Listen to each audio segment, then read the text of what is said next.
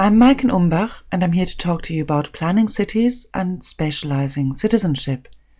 We've started this week by looking at maps as a technology for representing space and turning it into political territory. But while maps are two-dimensional representations of space, political actors also inscribe meaning into place by transforming the physical environments that we inhabit. Spatial planning is something that's become particularly associated with totalitarian regimes. Think of the 5-year plans in which the Soviet Union controlled political, social and economic development down to minute levels of detail. Or think of the National Socialist General Plan East, in which huge-scale population resettlements and ethnic cleansing were planned before they were implemented in occupied Eastern Europe. Now, it's a liberal orthodoxy that this kind of planning always goes wrong.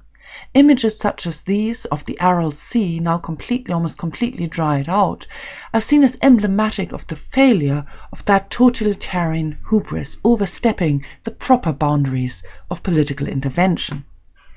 Just as a background here, the Aral Sea became drained of about 80% of its water content by huge irrigation schemes implemented in the Soviet Union, first under Stalin, then under Khrushchev in the 1950s and early 1960s, trying to irrigate arid land in Central Asia by redirecting rivers that had fed the Aral Sea, causing this ecological catastrophe that we see here. But it's important to bear in mind that planning is something that is integral to the activity of almost all political states, and indeed something that predates modernity by many centuries. One particularly characteristic example from the early modern period comes from 17th century France, from the reign of the absolutist Sun King Louis XIV, who recreated the territory around his royal palace at Versailles outside Paris with the help of military engineers who completely redesigned the land, transforming it into a three-dimensional map of what Louis XIV envisaged the France of the future to look like. Now, liberalism has often presented itself as the antithesis of planning, as a laissez-faire ideology that merely enables individuals to fulfill their own potential. But I would suggest that planning is a very important vehicle for achieving precisely that too. Look at this example. This is 19th century Barcelona. After the moment when the medieval fortification that enclosed the old medieval city, which you see towards the bottom left-hand side, the map at the bottom here, those fortifications were razed, creating a space for massive urban expansion that was planned along the lines of a perfectly geometrical grid. The mastermind behind this was Spanish urban planner Ildefons Cerdà, who wrote about the purpose of his plan in the following terms. Unlike the calm and tranquil, almost motionless man of earlier generations, a new type of man is now emerging, active, daring, entrepreneurial, who steals from his rest and sleep those moments that his business and interest demand, that man who in a few brief instances travels vast distances, the man who in just minutes transmits and circulates his news, his instructions, his commands, right around the globe. What we see here then is planning is not just a neutral, practical way of organizing space. It's conceived very much in the spirit of enabling the emergence of a new type of citizen, of a new modern subjectivity, which is really rather visionary for the middle of the 19th century. Indeed, many analysts of modern liberalism have argued that planning is not something that is also present in liberalism as well as totalitarianism, but that is in many ways rather more central to liberalism than any other ideology. Why is that? Liberalism is marked by its apparent distaste for overt political control, for overt ideological indoctrination, for overt repression and policing.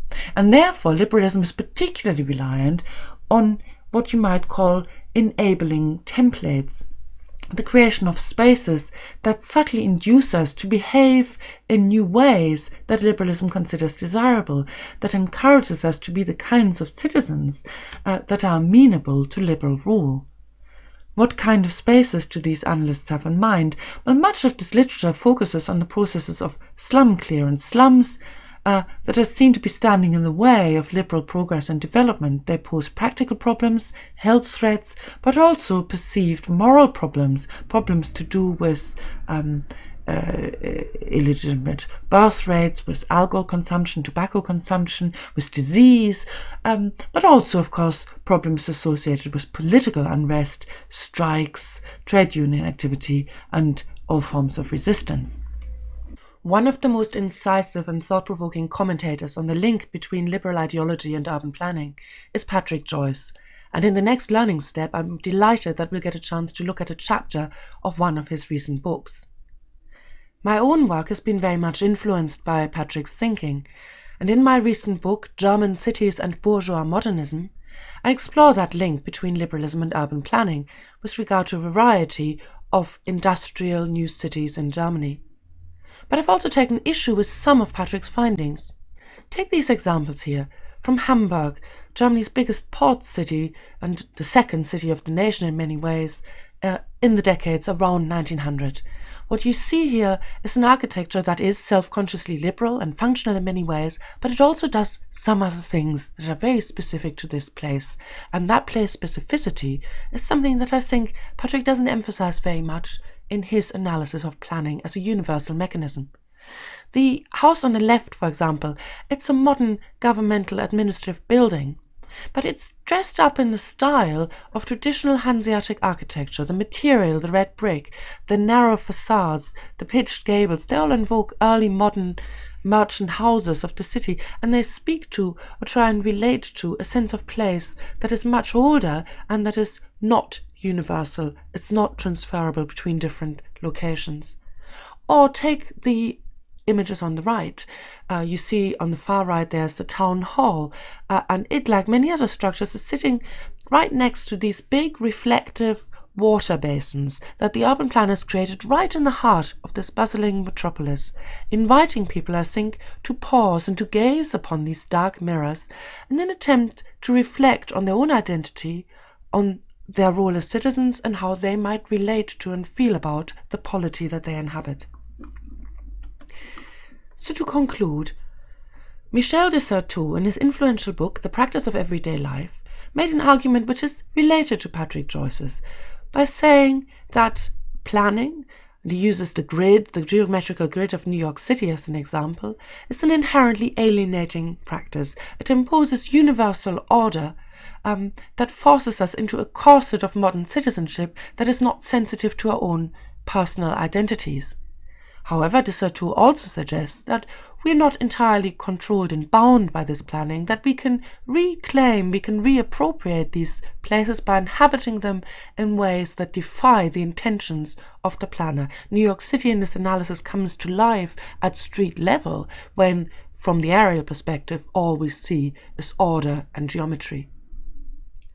Now, how we respond to de Certeau's claims, I think, depends very much how we feel about the activity of planning itself.